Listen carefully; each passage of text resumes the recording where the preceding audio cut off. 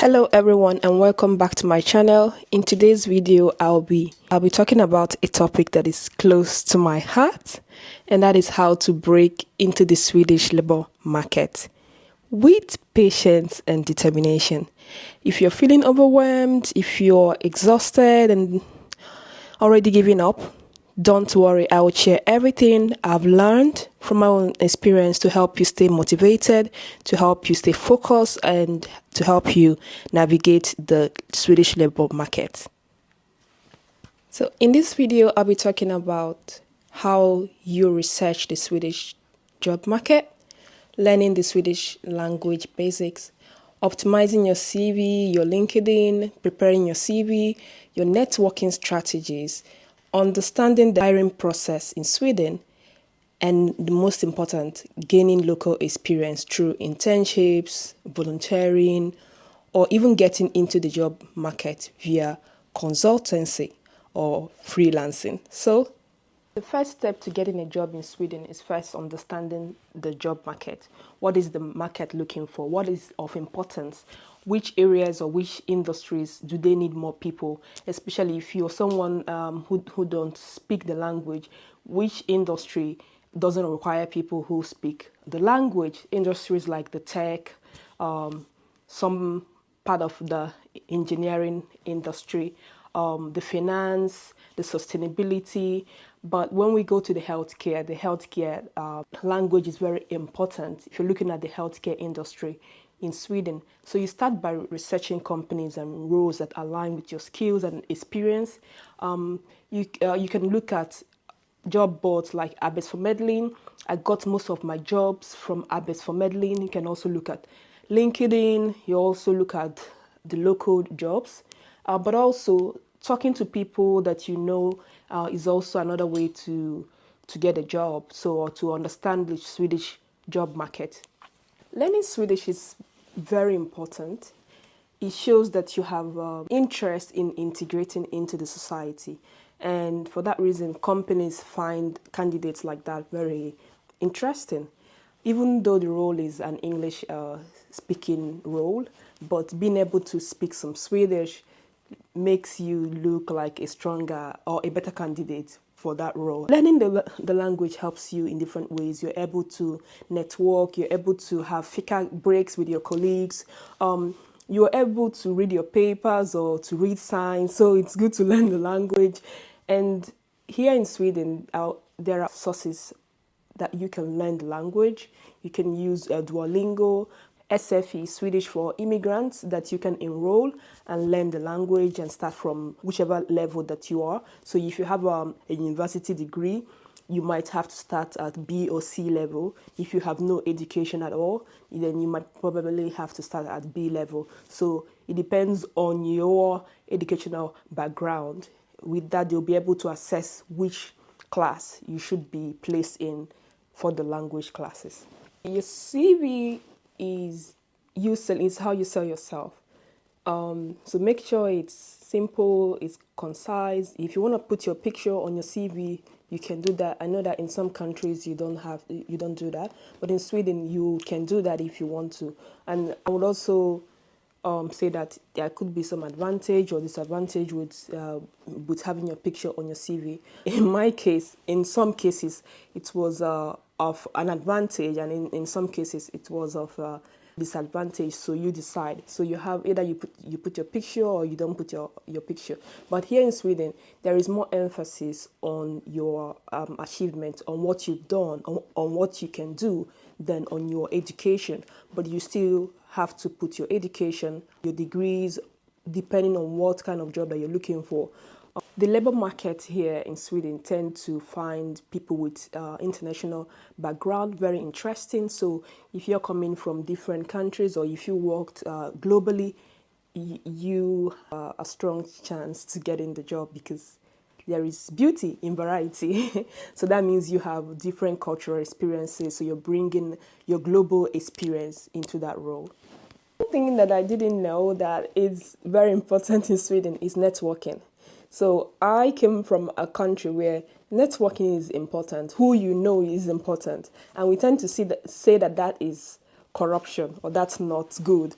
But then I moved to Sweden and I found out and I realized that networking is very important.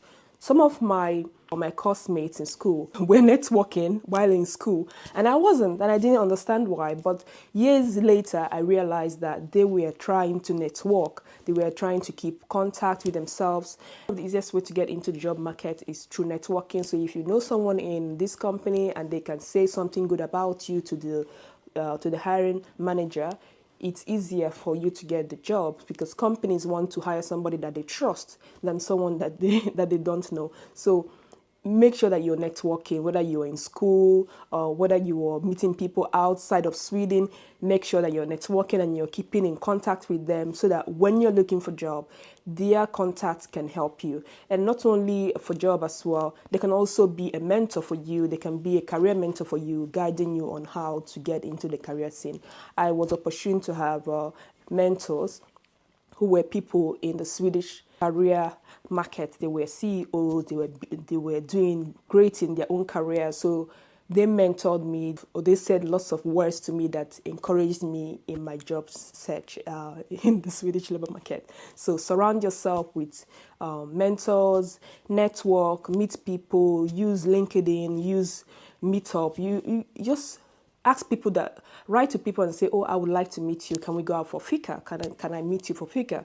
And if they are willing to meet you, use that opportunity to sell yourself and tell them more about you and what you're looking for. Okay. The hiring process in Sweden can be quite different from other countries. So companies are not hiring you because you have the best degree, you have the best, you fit in best because you are expert in that level. They are mostly hiring you because you fit culturally in that role, or in the organization, or in the team. So if you're the one that is easy to work in a team, easy to navigate in a team, exceed in a team, then it's likely that you get that job than the person who is an expert but find it difficult to work in a team. This is something very important to bear in mind when you are looking for a job here in Sweden. It's important that you are able to work in a team, that you're able to, and you know the Swedish people are not really the conflict approaching kind of people, not all. So they would like to have people who handle conflict in a very mature way. So have that in mind when you are looking for a job here in Sweden. The last thing that I want to talk about is the importance of internships and volunteering. I remember during my own time, I was looking for internships everywhere. And at a point, some organizations or some companies were offering me internships, but they were not going to pay me. And at that time, I needed money to take care of my bills. Like, I needed money.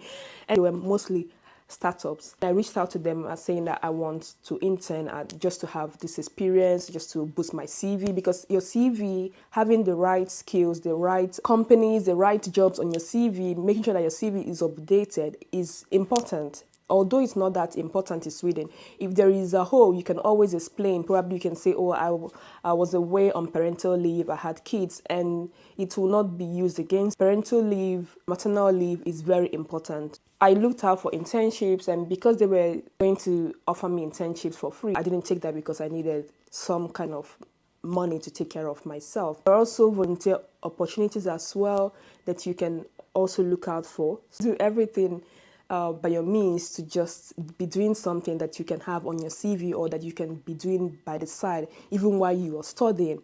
Another way that you can also get into the labor market is through consultancy and freelancing. So if you're a creative person, you're someone who is in tech, you can present your knowledge, your expertise, what you can do to companies, and if they like what you're doing or what you would offer them, it's likely that they will accept your offer. The other one is consulting. So I was able to make a break into the labor market in Sweden through consultancy. A company advertised on Arbetsförmedlingen, and I saw the role and I applied, and I went for the interview. Everything went well, but when we started to discuss the salary, I realized that they would pay me less than what I used to earn in my previous job. But the opportunities that they presented to me was very inviting, very interesting. Opportunities that will bring me into the labor market just like that. So I had to go back and think about that. And at the end, I accepted the opportunity. Because of that, I was able to get into the right organizations, get the right skills, boost my CV, and voila, voila, that it is. So in some situations, you might have to go below what you're used to or what you earn just to get into the field or into the market or the department or industry that you want to get into. A final recap before. So I talked about researching the job market, and just to let you know that if you are really desperately looking for a job in Sweden, the industry to get a job easier is in the healthcare. You can work as a personal assistant, you can work as a care assistant, you can work as a support assistant. So that is the easiest department or industry to get a job. I did work as a care assistant, I did work as a personal assistant, I did work in the elderly home as well. So that's the easiest. Another industry as well is the cleaning. There's a lot of immigrants in the cleaning industry or in the cleaning business. So the next other thing I talked about is learning Swedish. It's important to learn Swedish, even if it's basic level. But if you enroll to SFE, the Swedish for immigrants, with time you would advance in your Swedish. And moreover, when you start to work, if you decide to work in the healthcare as a care assistant, most people that you will be taking care of speak Swedish. Some of them speak English, so it might be easier for you to get a job working for someone that speaks both languages. But they would also help you learn Swedish.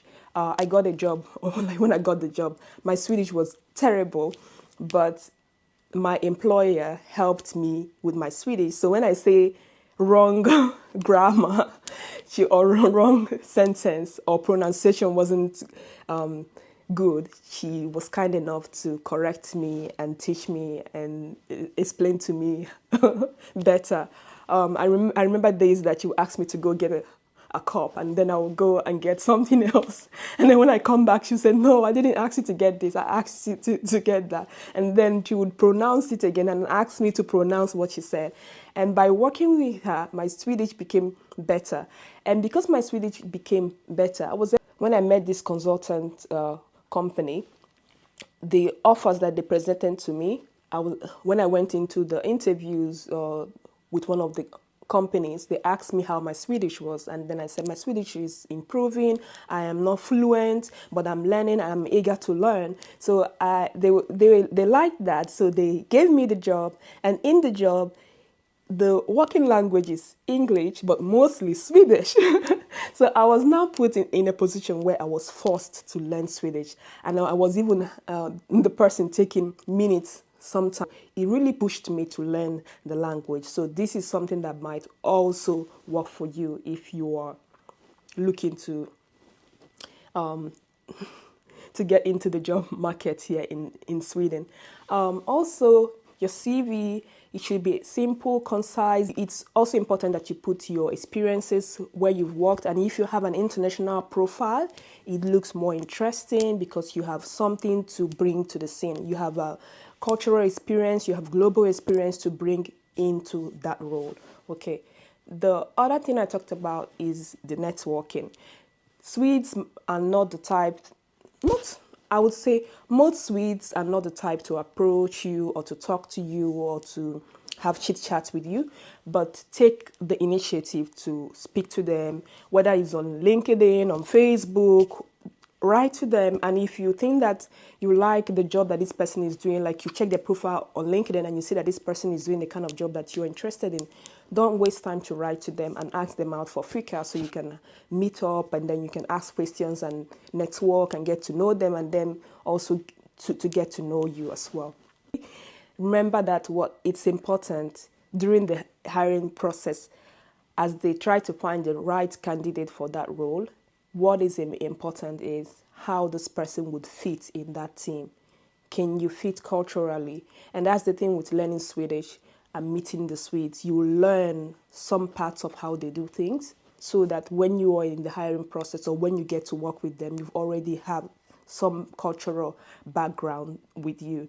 So, like I said, the most important thing is to find someone who fits in the team and who's going to thrive in the team than finding an expertise who would not fit in that team. Okay. So gain local experience, internships, volunteer, consultancy, freelancing as well. And finally, as I've said finally a lot of times, it's important to be patient. This journey is not easy. So be patient, stay motivated. You would win some, you will lose some, but don't give up. You probably might send a lot of applications, and this thing they will come back with Tuva, or unfortunately we've moved on with someone else. But please don't give up. It took me years. It took me almost 5 years to get into the corporate world here in Sweden. Yes. And in those 5 years, I was working in the healthcare. I was working in other departments. I was also working outside of Sweden as well, growing my skill, boosting my CV, because my CV was very, very important to me, and also studying at the same time.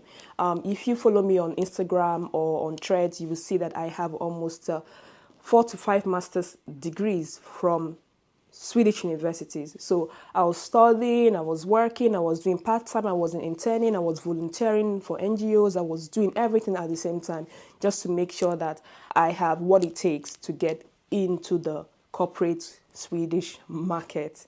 And at the end, it did work out for me. So please don't give up. I won't say it's easy. There were nights where I cried. There were nights I felt like, no, this is it. I'm leaving Sweden.